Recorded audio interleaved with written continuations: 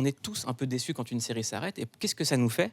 On va parler des fins qu'on a aimées, des fins qu'on n'a pas aimées. Et pour en parler, on est avec Johanna Rosenblum. Alors, vous êtes psychologue clinicienne. Vous avez écrit Hypersensibilité, comment en faire un tout. Pourquoi est-ce qu'on met autant d'affect dans les séries et pourquoi est-ce qu'on ne pourra jamais être d'accord sur la fin d'une série? Déjà, pourquoi on met autant d'affect? Parce qu'il y a un processus d'identification, tout simplement, de projection, identification. Soit un personnage, c'est-à-dire qu'on va se reconnaître dans un personnage, on va se dire celui-ci, c'est un peu moi quand j'étais jeune, c'est un peu moi quand j'étais ado, ou alors un processus d'identification à un environnement, à une époque, par exemple les années 30 aux États-Unis, ou une dystopie, où on se verrait bien vivre. Et ce processus d'identification, il va activer un niveau de notre cerveau qui s'appelle le système limbique, qui envoie des émotions très très fortes. Donc on va produire des émotions exactement de la même manière qu'on produirait des émotions lorsqu'on rencontre un ami, un parent, qu'on crée des liens sociaux. Donc finalement, ce qu'on crée comme émotion avec la série, c'est quasiment des liens d'affection sociaux. En fait, on devient ami avec les personnages. On devient ami, on devient collègue, frère ou sœur. Donc on crée de vrais liens. Il y a une espèce de confusion qui se fait entre la réalité, nos fantasmes, nos envies, nos besoins et puis cette série. Mais les émotions sont vraiment réelles, elles existent vraiment. Est-ce que lorsqu'on termine une série, c'est un peu comme une rupture? C'est un abandon, c'est exactement ça. On ressent un sentiment d'abandon, on peut même se sentir un petit peu heurté, vexé, parce que les choses s'arrêtent brutalement, alors que nous, on avait créé des liens qu'on voulait pérennes. Donc on se sent abandonné véritablement. On peut envoyer des messages toxiques à la série qui nous a abandonnés, en disant pourquoi t'es parti comme ça. Mais c'est pour ça que les ados, par exemple... un pasteur.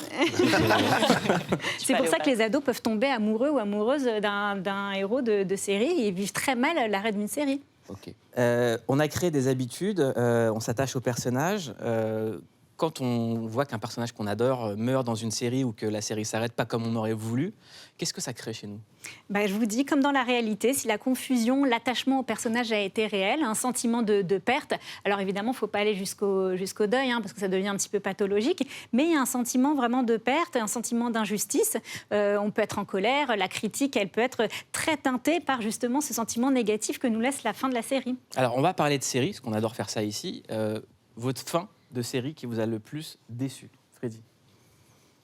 Je vais rarement au bout, moi. Donc ouais, moi, c'est épisode 4-5, généralement. La deuxième saison de... Et pas dans l'engagement émotionnel, comme elle le dirait. Ouais, pas en relation libre avec les séries. Ouais, relation libre, ouais. Mais j'ai entendu la fin prochaine des Simpsons. Homer qui va à la salle de sport, qui perd du poids, qui trompe Marge avec une meuf, qui quitte le foyer, c'est horrible. Ça fait trop, quoi. Faut pas qu'on le regarde, ça va être horrible. Pauline, la pire fin? Alors pour moi, c'est une série que j'ai commencé à regarder toute jeune avec ma mère et qui a très mal terminé pour moi, c'est Lost. Je pense qu'on est plein à l'avoir vu. Oui, tout le monde. Bah oui. Et on a tout mis sur cette série, on s'est dit ça va être fou, tout était incroyable, les personnages, leurs relations. Et je trouve que franchement, ça termine... déjà, on n'a pas de réponse. Il y a plein de réponses auxquelles ils ne répondent pas. Et parfois, les réponses qu'on nous a apportées, on n'est pas tout à fait satisfait. Donc je trouve que c'est décevant. Ouais. Non, mais je vois ce qu'elle veut dire pour Lost, parce qu'il y avait plein de pistes et on pouvait rêver à des résolutions de ces pistes-là. Et c'est une frustration énorme. Ouais. Quand on s'investit un petit peu, on essaye d'imaginer des choses, on se sent un peu floué, abusé, quoi. Moi, je ne suis pas d'accord avec vous sur Lost. D'accord. Moi, j'étais dingue de cette série. J'ai tout regardé. Je passais des semaines sur les forums à aller voir les théories. Mais c'est quoi l'ours blanc? Quels sont ces chiffres? C'est quoi ce nuage de fumée? Et en fait, la fin de la série Lost, je trouve qu'elle a une philosophie qui est incroyable, c'est le voyage est plus important que la destination. Et en fait, on a fait un voyage avec ces personnages, comme vous le dites. Et je trouve que c'est une belle morale, une belle philosophie Lost. Moi, je fais partie des gens qui n'étaient pas énervés à la fin. Mais les fins philosophiques, les gens... Les fins spirituelles, c'est pas les trucs décevants. Mais c'est marrant qu'il n'y ait pas eu, parce que moi je l'ai pas vu, mais tout le monde a parlé de la fin décevante et tout. C'est marrant qu'il n'y ait pas eu des fans qui ont fait cette, tu sais, avec du papier, des trucs en carton, quoi, tu vois, mais qui n'ont pas fait le dernier épisode dont ils rêvaient, quoi. Ouais, un peu suédé, quoi. Ouais, c'est mal fait et tout. Ouais, ça aurait été trop bien. C'est pour ça qu'il ne faut pas regarder les derniers épisodes. Moi, je regarde quasiment jamais les derniers épisodes, même quand je suis à fond dans des séries. Par exemple, j'étais à fond dans Viking, mais je vivais pour Viking. Je crois que je me suis identifiée à peu près à tous les personnages. Et j'ai pas réussi à regarder le dernier épisode. Ouais, on l'a déjà souvent. Vous entendez ça souvent? Oui, on me le dit souvent. Comment ça se fait? On reste sur sa fin, on reste sur un désir, sur un fantasme, quelque chose qui va pouvoir arriver. Au moins, on est sûr de ne pas être déçu. Mais il faut pouvoir rester là-dessus. J'ai jamais fait l'amour pour la même raison. Ça a l'air trop bien et tout. Tout le monde m'en parle et tout. C'est génial. Tu sais quoi? On est pareil. Jimo, La fin qui t'a le plus déçu? Walking Dead. Ah ouais? Ouais. Ah ouais. Bah ouais, parce que on suit tous les mecs et tout, et après il y en a plein qui meurent, c'est dommage. C'est dans le titre de la série déjà. Voilà, c'est ça. Bah, il part régulièrement. Et surtout, à un moment, il y a Rick qui disparaît. Ne spoil pas. Bah, Moi, si, j'ai pas vu. Bah si, je vais Je sais spoiler. même pas c'est qui Rick. bah, je vais le dire. Je le dis. Rick, il disparaît, t'es à la fin de la saison, tu sais pas ce qu'il devient. Il a disparu. C'est pas où il est. Ok. Yacine. Moi, c'est Game of Thrones parce que, en fait, pendant très longtemps, on suivait des actions qui étaient hyper lentes et tout. Et la fin de la série, c'est allé très, très vite. Et c'était très, très sombre. Et la mise en scène et tout allait tellement vite qu'on ne pouvait pas kiffer vraiment le truc, quoi. Eh ben, moi, je suis pas d'accord encore une fois. pareil. Bah, d'accord. Moi, j'ai Tant mieux adoré. pour vous, alors. voyage. Tant mieux. Non, c'est en pas fait, le- moi, C'est pas le voyage, c'est que Game of Thrones, c'est la série de l'injustice. Donc on est condamné à pas être d'accord avec la fin. Ouais. Et c'est tellement bien produit, bien écrit, Mais on peut que dire mais qu'est-ce qu'on a vu pendant 8 saisons qui était tellement incroyable. Bah, moi, j'ai préféré, si tu veux, certains moments de tension où c'était bâti de façon très lente, etc. C'était un peu le cachet pour moi de Game of Thrones. Et à la fin, quand ça speed tout et que t'as l'impression d'avoir un speedrun, et en plus... Hein, Il n'y avait pas une question de budget derrière il y avait ça une question d'argent et il y avait une question d'accord, je crois, avec le diffuseur, parce qu'ils ont découpé une longue saison en 2 saisons.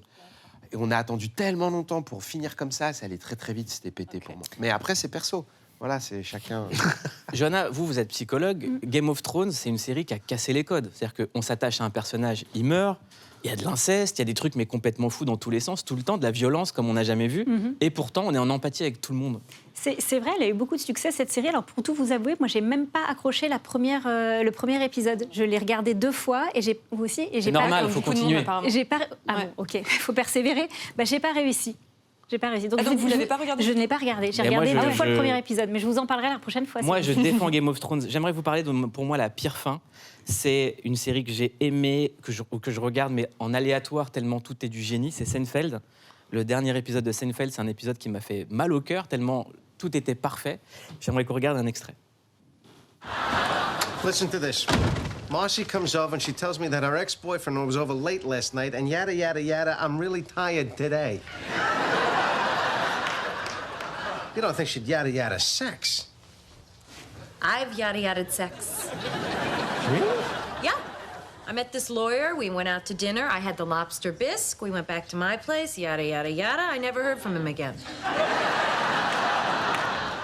But you yada, yada over the best part. No, I mentioned the bisque.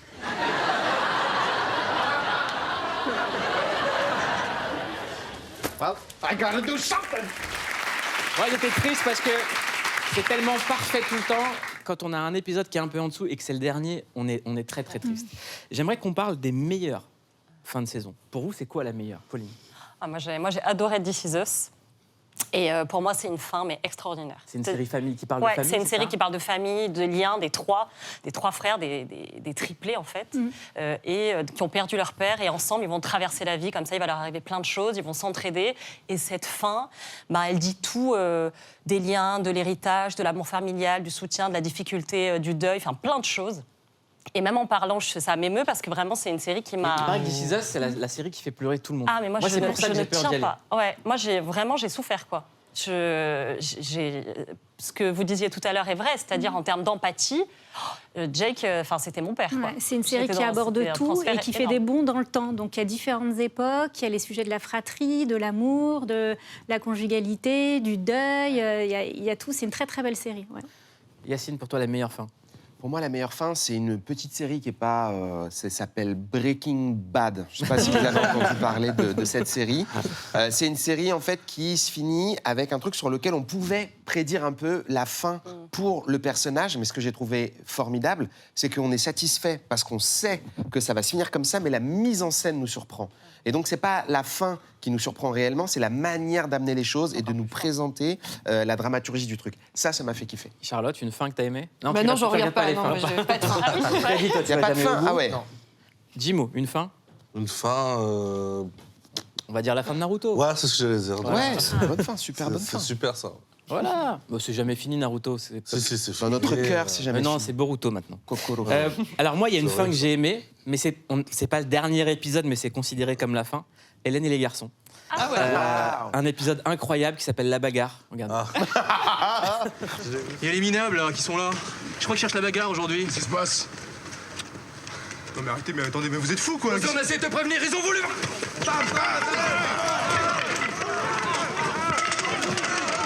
arrêtez enfin, vous êtes fous quoi! Arrêtez, vous êtes malades! Les taxis, N'importe quoi!